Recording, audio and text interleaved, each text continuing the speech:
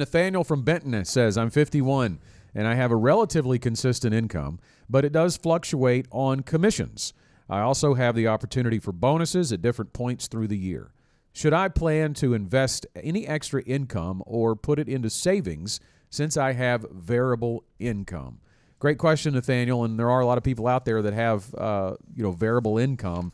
I think there's a lot of ways to attack this, Chad, but I think because I do believe there's a little bit of a unique part of this. Everybody's situation is different when they come into us, but I do think if you can work towards basing your budget and living your monthly expenses out of a base salary, that is the best way to go. And he does say he has a relatively consistent income.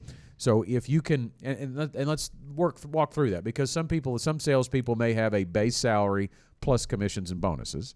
So you could potentially, depending on what that salary is, I mean, if it's a very, very small salary, that may be difficult to do. But if you've got a decent base salary, live off of that and consider all of the commissions and bonuses extra. If you're 100% commission, there's another strategy you could take, and it's to take basically a 12-month look at what you made, your annual income, and say, where was my worst month? Where was my worst month? And could I create a monthly budget to live on that monthly number? Yes, and I think the very first step is the base, and then so those months that you have that additional income, those commissions or that additional income, you have those surpluses. I think it's a great idea to utilize a percentage at that point. Mm-hmm. So those let's say you want to base your base pay off of $3,000, and you get a $5,000 commission check. Now with that additional $2,000, utilize a percentage plan in order to allocate where those funds are going to go, because having that up front will allow you to name those dollars, and that's really what we want to do. Because what happens when we don't name those dollars is they get lost in the thrills of life, right? Mm-hmm. Yep. So having a percentage to know, okay, 20% over and above my base, that's going to go to savings, period.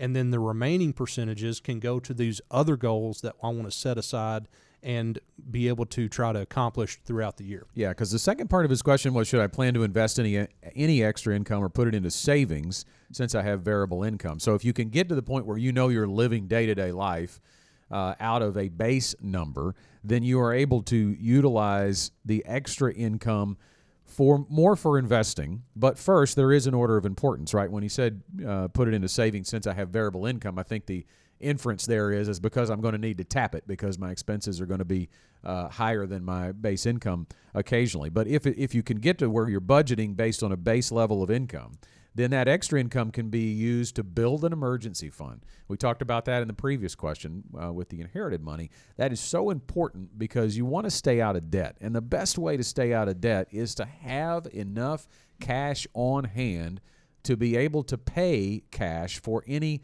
unforeseen event in your life.